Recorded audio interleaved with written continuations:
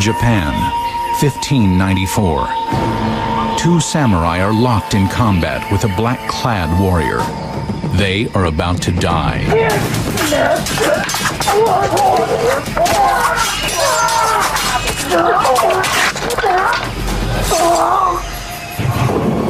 500 years ago, the ninja were Japan's most fearsome warriors.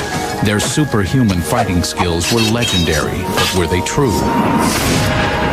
How did the ninja strike fear in so many? The ninja's motto had to be kill or be killed. Yet were seen by so few.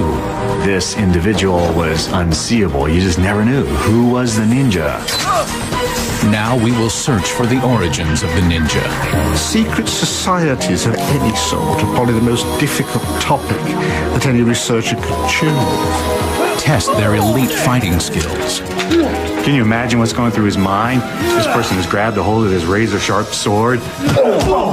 And discover the secrets of their mystical powers. We're just catching up to what ninja have been doing for hundreds and hundreds of years. Demystifying the ninja on Unsolved History.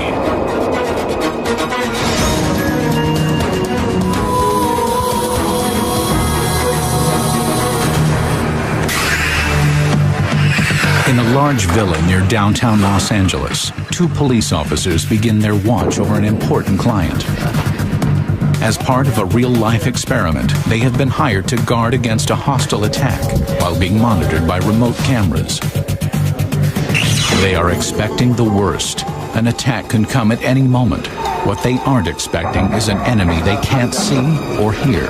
An enemy who is one of the most deadly foes in the history of warfare, and to this day is still veiled in secrecy: the ninja.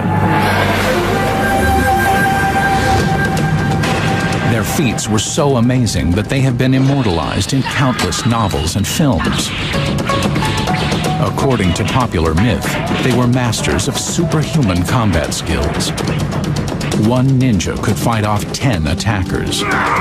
They were renowned as assassins, cloaked in black, and delivering death with cold-blooded efficiency. Yet historians disagree with this premise. There isn't much evidence of many ninja assassinations being carried out. So what is the truth about the ninja? Could they fly, shape change, disappear through walls, even use the power of clairvoyance to know what an enemy might do? They can actually control their ability to see in a different place or a different time, or their ability to hear what another person was thinking. It actually became a skill. It's amazing how rumors grow in the public mind so that things get exaggerated, and I'm sure a lot of ninjutsu exploits are simply exaggerations of things that actually happen. How do we discern fact from fiction, especially with a group that left such scarce historical records and lived outside traditional Japanese culture? Secret societies of any sort are probably the most difficult topic that any researcher could choose. Now Unsolved History is about to demystify the ninja. We'll search the mountains of Japan for their secret origins, put their mythical superpowers to the test. We'll meet some modern-day ninjas. And our experts will investigate the true capabilities of the ninja by merging historical evidence with 21st century combat skills. Historian Dr. Stephen Turnbull. Black Belt Ninja Master Stephen Hayes. Navy SEAL Instructor Michael Andrews. 13-year police veteran and security expert Bruce Cardenas. And scientist and espionage expert Dr. David Morehouse. To uncover the secrets of the ninja, we went back to their roots, to the province of Igaweno, in the mountains of central Japan. My understanding is that I've reached the heartland of the ninja. Igaweno is where the ninja originated, and is the only place on Earth where there is a museum dedicated to the study of ninjutsu, which means the art of stealth, the way of invisibility. It is here that we begin our search for the truth about the ninja. Since the ninja disappeared from Japanese culture over 140 years ago, we asked historian Stephen Turnbull to help us locate the scant records that still exist. Right, yes. Japan has for centuries been one of the most literate nations in the world. So much is written down, so much is preserved, particularly by families. And the stuff is there if you really can dig for it. So you say Toshina was the first person to serve as a ninja in your family. Turnbull visits with Toshinobu Watanabe, who made a surprising discovery when he opened a box of family papers he found in a storage unit. But according to the documents I found, my great-grandfather was a ninja. But probably he didn't tell to his son anything about ninja. He thought that ninjutsu would be unnecessary in the new world. Mr. Watanabe shows Dr. Turnbull a written contract in which his great-grandfather pledged to never reveal what he did for his warlord employer. I've never seen anything like that before. I didn't know they existed. The fact that the guy had to sign on the dotted line shows, I suppose, the business nature of it, which implies quite a considerable organization behind the operation. And a high level of secrecy, because a description of the covert operation is never mentioned in the contract.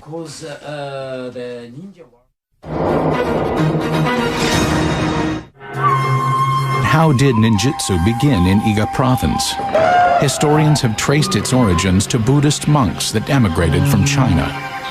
China was the major source of wisdom, of learning, of knowledge for the Japanese. For centuries, they revered Chinese traditions. Legend says that in the 11th century, a disillusioned Japanese samurai warrior met a Chinese mystic priest in the mountains of Igaweno. The priest asked the young man if he was ready to study a new form of combat that combined body and spirit and would allow him to move freely without being detected. It was called ninjutsu. He studied with this teacher and developed this whole different view, a whole different way of looking at conflict based on the understanding of the human being as a model of how nature operates. Ninjutsu began to flourish in Igaweno. The remote mountain location made it easy for the ninja to live and train in secret. They governed here by themselves, and they needed to protect themselves from being attacked by outsiders. And they had to train their bodies. The result of training was ninjutsu. At the time, Japan was composed of many independent feudal states, and war was frequent. Local warlords would hire the ninja to spy on their rivals. I think it's important to remember how unusual these skills and powers of the ninja were for the time. This isn't normal Japanese behavior. As the ninja rose to prominence during the chaos of civil war in the late 1400s, their reputation grew. Myths began to circulate about the supernatural powers they had. The most famous was invisibility. The popular term for these ninja were the invisible warriors. You just never knew. Who was the ninja? Are they here? They just couldn't pin them down. Is there an explanation for this mystical skill? Maybe there's a night raid by a disgruntled warlord who wants to wipe out the ninja who've been causing him trouble. So he mounts a surprise attack on the house. The ninja designed their homes to trick their enemies into thinking they were invisible. They built concealed trapdoors, false floorboards, and secret passages. These defensive measures left their enemies clueless. No enemy would be expecting that to happen. The guy would almost literally think he'd disappeared into thin air, hence the legend of ninja being able to disappear. One of the ninja's legendary skills was stealth walking, the ability to move silently on any surface. Stephen, can you show me some of the techniques a ninja would use on a wooden floor like this? Sure. I'll show you some of the secrets. Okay. First, take a breath and kind of relax it out, because being relaxed is very important. Okay. Second, go ahead and let your knees flex this way. Sure, like a golfer, huh? Like a golfer, yeah. Now, this is a challenge because it's a very creaky floor and we have shoes on. But here's what I'm going to have you do. First, we'll put all our weight on the, in this case, left, and then just shift your right out. Yeah, it's excellent. Don't put any weight on it. And then slowly see if you can put the weight on there.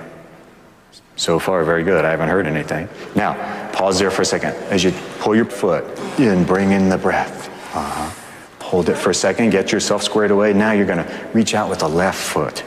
Keep your weight on your right. That's good.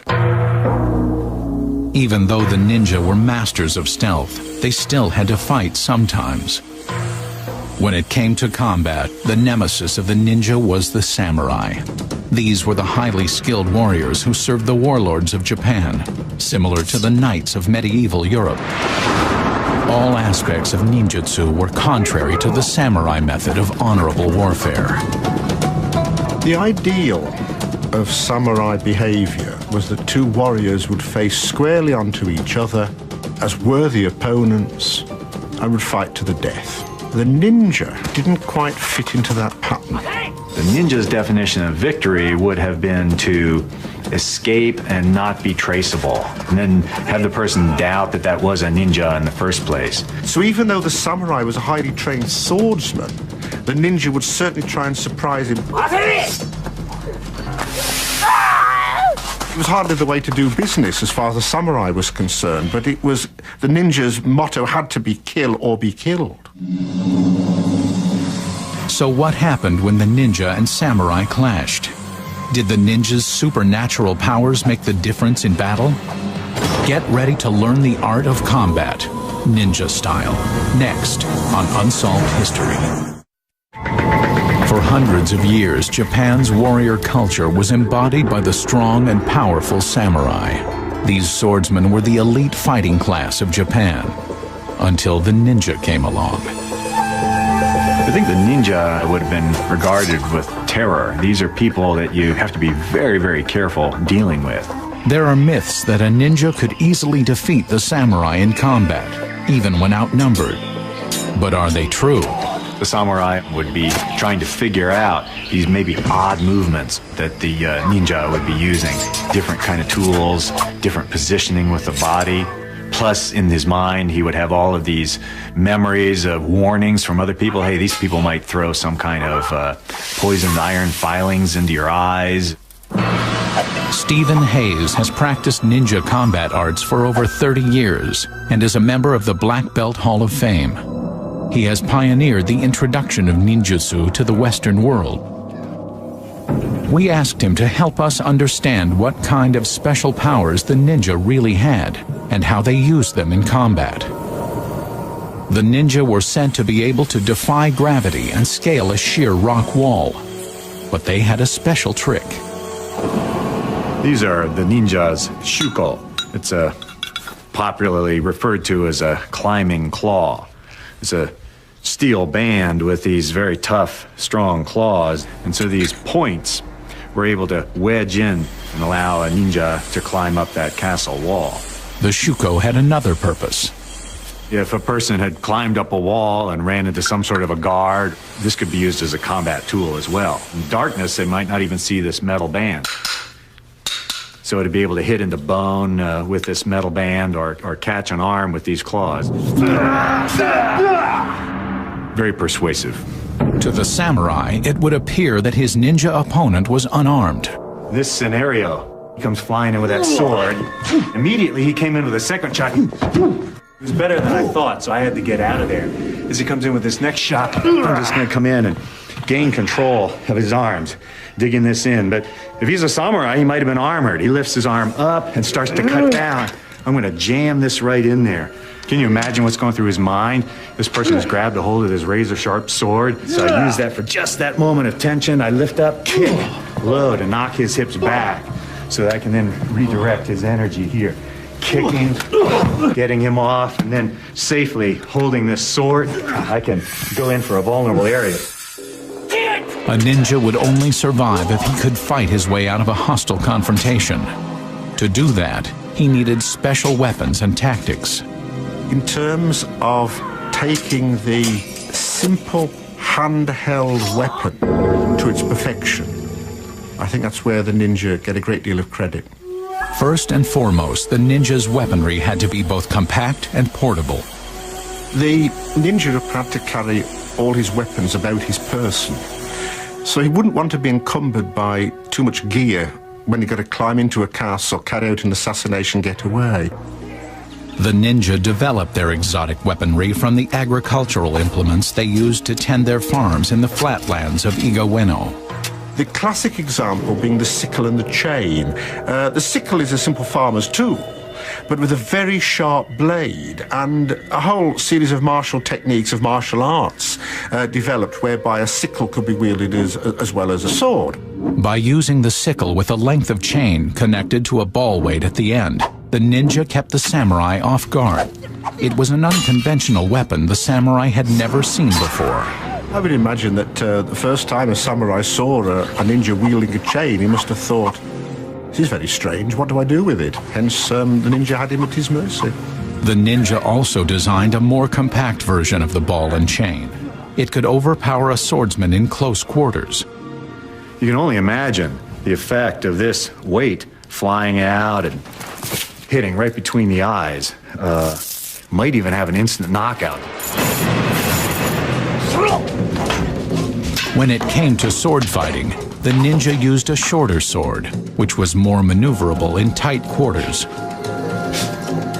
The traditional samurai sword of the age is a much longer blade, because this would have been for an outdoor battlefield type of battle.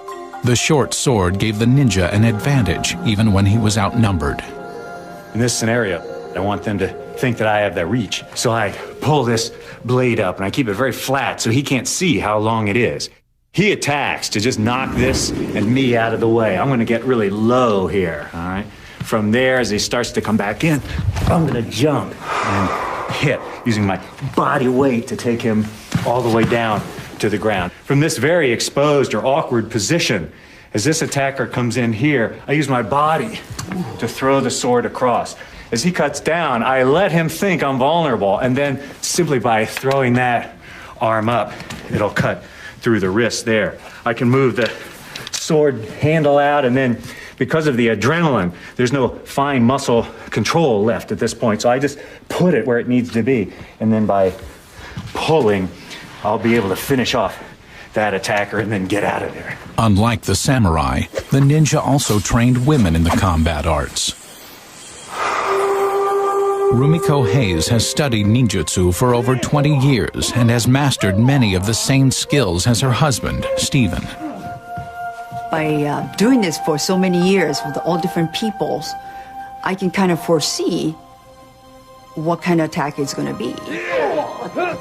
Just by their body positioning, and then I just became so in tune with their body movement, their body posture. Just a slight difference makes me realize, or let me know that, okay, he's gonna do this. Yes! According to practitioners, the ninja not only mastered exotic weapons, but they learned how to read an attacker's mind. This skill went far beyond conventional warfare. What we do is we pay very close attention to the senses. So I look and I watch for somebody who carries their shoulders a little too stiffly, or maybe their eye comes to mind but then kind of goes away.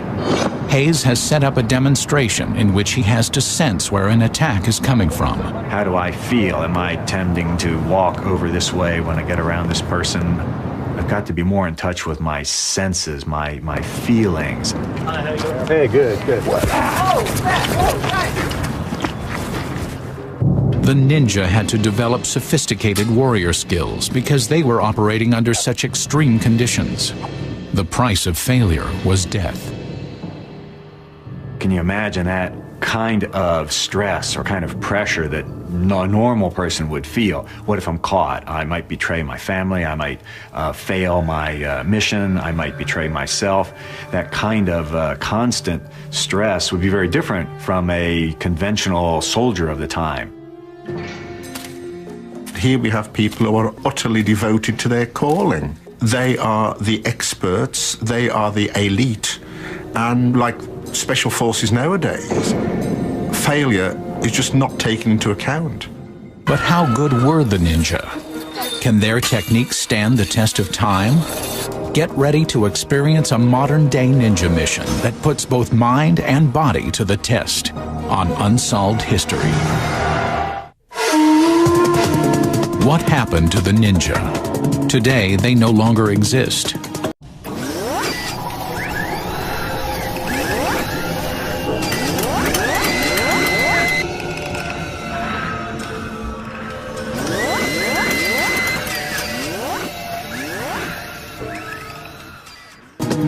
But for 400 years, they were a powerful force in Japanese society. If you could destroy the enemy by sowing confusion in his ranks, by finding information out that he didn't want you to know, or even by assassinating the general while he was in his castle, then you'd won the battle just as surely as if you'd sent thousands of men to fight each other on a bloody field. With this kind of clout, many of the Japanese shoguns dreaded the ninja and tried to destroy them. But in 1603, Ieyasu Tokugawa became shogun. He chose a radically different approach to relations with the ninja. Instead of trying to eliminate him, he offered him a job. They were told they would become noble bushi, warriors. So from then on, they would work for him and for nobody else.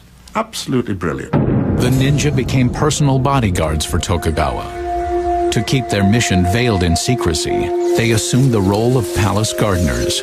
This may seem a little surprising, but I can't think of any better disguise for a ninja than to be a gardener. So the shogun had all of these ninja constantly around his house, looking busy, cleaning up, doing things, but if anything happened, they could actually go into action to defend.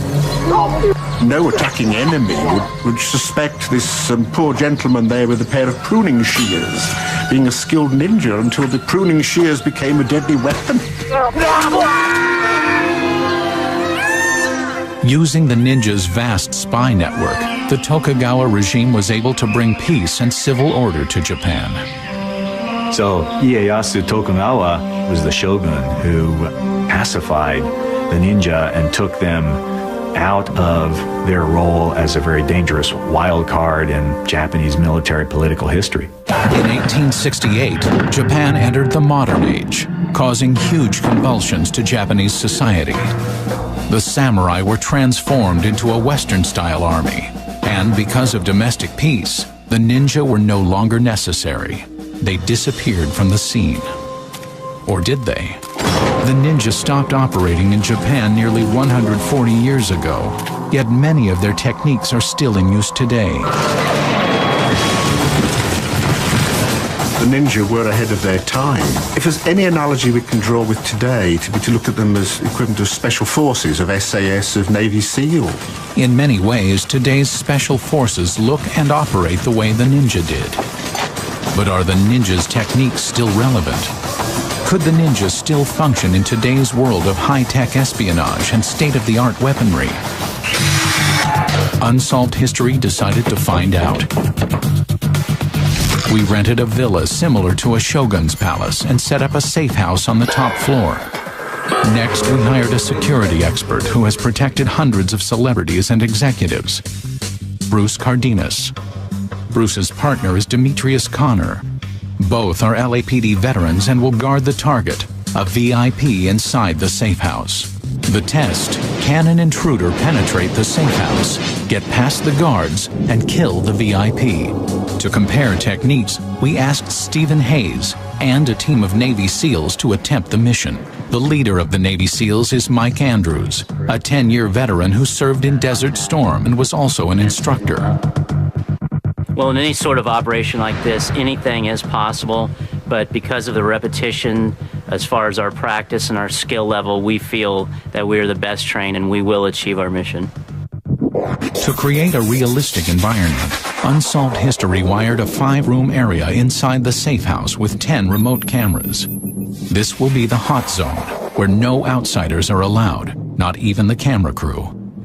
Before the mission can begin, Daniel briefs Bruce and Demetrius about the rules. Your mission is to defend him from any threat. You've been armed with weapons. The weapons are lasers. If either an attacker or defender is tagged by a laser, he is considered out of the mission. Now you're the target, and you'll know you've been had when they take your hat off. And that's the end of the game. Okay? Daniel walks the guards through the hot zone. There is only one entrance, which leads to a narrow hallway. He explains that anyone who enters this area should be considered hostile. Can we use any barricades or move any furniture? No, you can't move the furniture or barricade yourself in. So you look at the rooms, you decide what the advantage is. Bruce and Demetrius are told to expect a number of different attacks that could come in any form over a 10-hour period. Gentlemen, it's time for you to go into the area, and this area is now hot. Ready? Yeah. Let's go. The defenders decide to put their client in the bathroom near the back of the house. They are preparing for a gunfight, so they pick a location that offers them cover and safety. Put the toilet seat down. Okay. Downstairs, Technical Director Cole Berry monitors the defenders and asks them trivia questions. Your trivia question, Dimitri, is who is the Lucy in the Lucy spy ring? Go find the answer. Roger, stand by. The trivia quiz will require the defenders to move throughout the hot zone and find a reference book that tells them the answer. That way, they can't just sit in one spot waiting for the attack. This will simulate the daily routine that bodyguards undergo as they spend months and even years on the job. We've equipped them with helmet cameras so we can watch their every move. As the defenders get oriented inside the safe house, the SEALs begin their operation. They deploy a sniper to survey the house. He uses a tried and true ninja technique, camouflage. The art of camouflage is all about tricking the eye. The ghillie suits to break up the person's silhouette. Somebody can pick up the silhouette of a body. I mean, there's nothing else in the world that looks like it but a body. Meanwhile, the SEAL assault team prepares for the attack. Mission like this, we're going to wear dark colored outfits, masked, so that we blend in and we're stealthy and we're matching the dimly lit conditions of the target. Although the guards are performing their tasks, they are still vigilant, expecting an attack at any moment. Outside, the sniper determines the position of the target using a high-powered rifle scope. We'll keep feeding the team. Hey, you know, every 10 minutes I see this guy walk by the window. They just moved the guy. When the sniper reports the location of the target, the attack team of 5 SEALs moves into position. We have intel that they have pre-ordered rounds that they make around the premises, and we're going to ambush one of their security element there.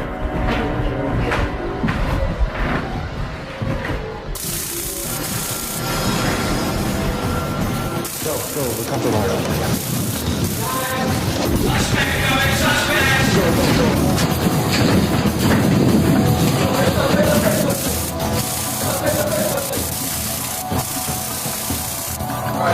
The attack lasts less than 20 seconds. All right, lock it down. First, Bruce is ambushed by 3 separate SEALs. He barely gets his gun out of the holster. I think I heard them the same time I saw them. It was simultaneously. When the shooting starts, the SEALs have to be quick because, unlike Bruce, Demetrius is ready for them. I knew they had to come down this corridor here, and as they were coming, I began firing. I think I saw one of them go past. I moved over here because I knew he was going to come out through here, so I took a position here and just started firing in this manner. Demetrius's handgun is no match for the SEALs' automatic weapons. Came in, I saw movement here to the right. I saw his gun sticking out behind the doorway, so I just stitched him right up. The SEALs made short of the guards using signs and overwhelming firepower to get to their target. But how would a ninja fare? Would he be able to get past the guards? Next on Unsolved History, a modern-day ninja attempts to penetrate the hot zone.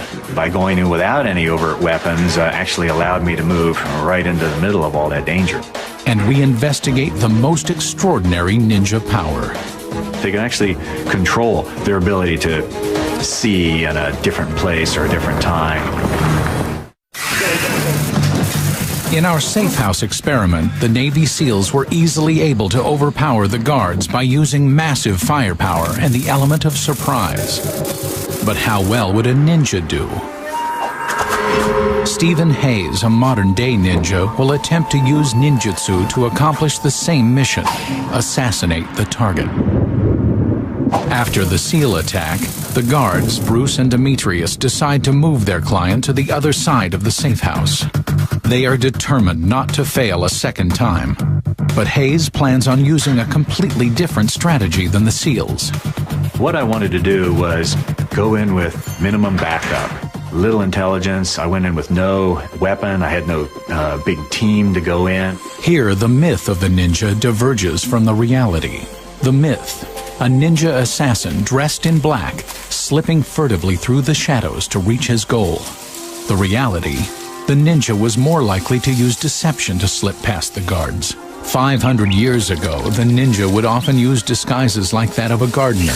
Our modern-day ninja will adopt a contemporary guise. He will pretend to be a production assistant working with the television crew.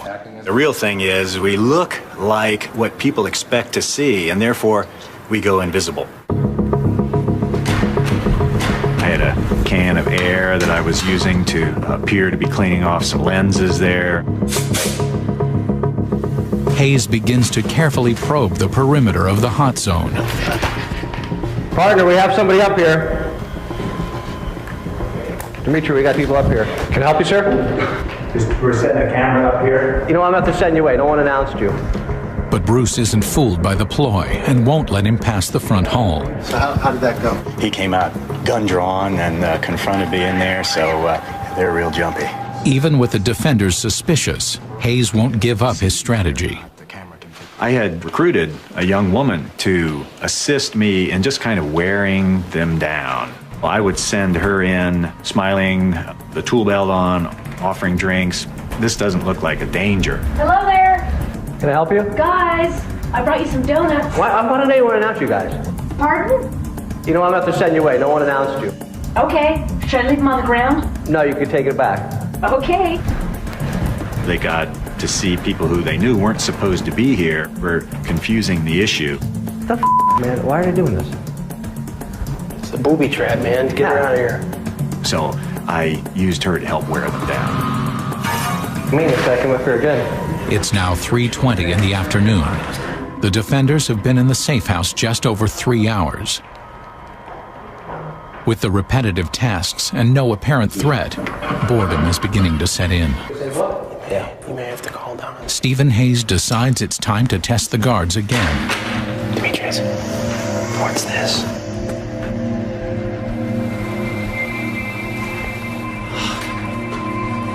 The police SWAT people, they were so good, they were so observant. My role, in order to get through their defenses, was to be slightly bumbling, slightly frustrated. I'm this harmless person. Can I help you, sir? These foggers are clogging up our little lenses. All right. Just spraying here. I don't know why they're not announcing you. They didn't? No. Okay. You need to get out of this area. Yeah. Is it okay if I just get that one spray right there? Like 10 seconds. Backlog, go ahead. Okay. That time he came out and told me I needed to leave, and I said, could you give me like 10 more seconds to do one more of these cameras? He gave a little smile, and I said, okay, but I'm gonna keep you covered. And he backed on down the hall. So it was a little calmer than before. I don't know why they keep doing that. Got the whole utility belt.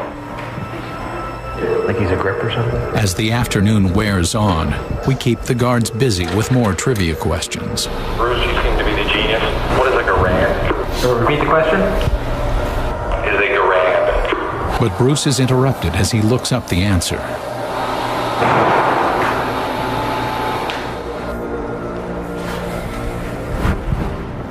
Guys, what do you... These foggers are driving us crazy. We need to go into this wing and spray these Pelcos. This is too much smoke. So why does the fog screw up the lens? I mean, it's not a moist fog. It's got that film on there. All right, go ahead. I just acted like this kind of an individual who really had no idea how dangerous it was would have acted, and they assumed I was supposed to be there because I acted like I was supposed to be there. One officer was trying to figure out what grand was, so I grinned and I said, cover your mic. Huh? Cover your mic. Isn't that grand? And he covered his mic and said, it's a rifle. And just gave him a thumbs up. And so I gave him the answer like I was his buddy and was gonna help him cheat. Let's answer that question, dude. Is it a long rifle? Correct. The correct answer earns Bruce's confidence, giving Hayes free rein inside the hot zone. He decides to probe closer to the target. That's the one in the window? Yeah. I really thought they might take the protectee out and then let us go down, but he was down there. So we went down, we walked in, I went back to the camera near where the protectee was hiding, and I was spraying it, and one officer was right in the door. You know, how am I going to get past this guy without physical contact? So I started acting annoyed. So now they're kind of looking at each other. Whoa! It's gone! Yeah, and they're saying, It took Hayes over 4 hours to wear down the guards and successfully reach the target. What I enjoyed about this assigned mission was it was an opportunity to really show people how the ninja would operate. By going in without any overt weapons actually allowed me to move right into the middle of all that danger. Is it okay if I just give that one spray right there? I got duped by him. I mean, it was believable that he was the maintenance guy. I screwed up. I should have held our ground, and it was a hot set, and you said there was no exceptions except for the 2 referees, so. Hayes has completed his mission. His success proves that the ninja's ancient techniques are still viable in today's high-tech world. But what about the most unbelievable skill of a ninja? Are they really capable of reading minds, or is this just a myth? Next on Unsolved History. Our tests have shown that ninja were far ahead of their time, and that their mythical superpowers are in reality a product of sophisticated weapons technology, coupled with superbly conceived training and practice. I doubt if there was any other organization on the face of the earth as efficient as the ninja for the particular skills that they had. But there is one skill that is still up for debate: clairvoyance. One of the aspects of this ninja mind lore that I really enjoyed exploring is the ability to see in some completely different place or time, like what we would call remote viewing. This was a very serious part of that old ninja training. Did the ninja really possess this supernatural skill? And if they did, how can we test such an unbelievable power? To answer that question, we turn to the CIA. The CIA spent 6 years developing and spending an endowment of somewhere around $50 million testing, evaluating remote viewing, and they continue to use it today. According to declassified reports, during the Cold War, the CIA used remote viewers to try to locate Russian nuclear weapons and other military targets. David Morehouse was an operational remote viewer for an Army intelligence cell that worked for the CIA. We asked Morehouse to set up a remote viewing experiment where he applied the CIA method to ninjutsu. If you're comparing remote viewers to ninja, well, the great similarity that is there certainly is this absolute knowing that there is something beyond the physical that is inherent to all of us. The ninja knows that. The same is true of a remote viewer. They come in with a fundamental core knowledge that they have this ability. On the same day we ran our safe house assault experiment, Morehouse assembled a group of remote viewers in a hotel conference room 9 miles away. So while Stephen Hayes and the Navy SEALs were attacking the target, Morehouse was running his own experiment with the remote viewers. Their task? Pinpoint the location of the target inside the safe house, and then provide a detailed physical description of both. That this target is going to be pushed or placed in a stationary location, somewhere in the structure, top or bottom. You have to find that out. Morehouse shows them only an outline of the building, so they have no idea what it looks like or who's inside. They aren't given photographs of the site. They're not allowed to walk on the site. We don't tell them about what really is happening there. We keep it very narrow in its focus, and we give them an opportunity to go into an altered state of consciousness, and they begin to extract data. The remote viewers begin by blocking out all external stimuli.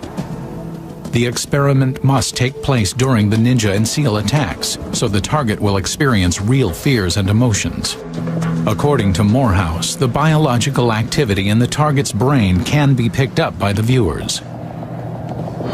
The target is putting off an electrochemical response. It's putting off a frequency response. Its thoughts, the actions and motions of its body, the physiology of the body, everything there is producing a waveform expression of what is taking place. And these individuals are able to detect and decode that data, sketching it and capturing verbally what they are perceiving. After 3 hours, the remote viewers end their session and record their findings. Then they go to the safe house to see how close they came to locating the target. Here's the fence. There are lots of fence. Oh my goodness. Well, I'm really satisfied with what they've done. The larger majority of the remote viewers, 10 out of 11, indicate that it's on the top floor. When we evaluated the results, 5 out of the 11 viewers came within 15 yards of hitting the target, while 1 was spot on. The viewers were only 50% successful in locating the target, yet there were other more compelling results. 100% of them indicated that it was a male target. Most all of them, probably 3/4 of them, indicated that it was a target with dark hair. Over 50% of them indicated that the target had some form of facial hair, either a beard or a mustache. The viewers also did a number of sketches, which remarkably depict some of the features of the safe house. Here you have the sketches, and it's shown in 1, 2, 3 pillars. There are 2 pillars there, and then it kind of disappears here, but you can see they're the same. Then you have this crisscross grate, and then there's the crisscross grates there. The viewers were able to capture such details as a wrought iron entryway with chain link above it, ornate tile patterns, high curved ceilings, and a large curved staircase, all without ever having seen the house. This phenomenon seems to fly in the face of conventional science. Can there be a rational explanation? I've had an opportunity to take part in some of the modern day experiments or tests in remote viewing, and I found that the people who are most well known tend to do the same thing that was taught in those old ninja methods. I personally don't think they had any form of sixth sense whatsoever, because I don't think it exists. The notion that the ninja had particular psychic powers was one of the myths that they encouraged to make people more frightened of them. So what is the truth about these powers? Are they myth or reality? While some of the mystical powers of the ninja can't be explained, our tests have shown that these invisible warriors were far ahead of their time. They achieved their supernatural skills by blending the mysticism of Far Eastern religion with practical training and sophisticated weapons technology. No matter if one believes the myth or the reality, it is still a very powerful mix. The greatest warriors have not been the most brawny. They have been the most cunning, the most aware, the most capable of thinking and being in the battlefield. The ninja may no longer exist, but their warrior skills live on.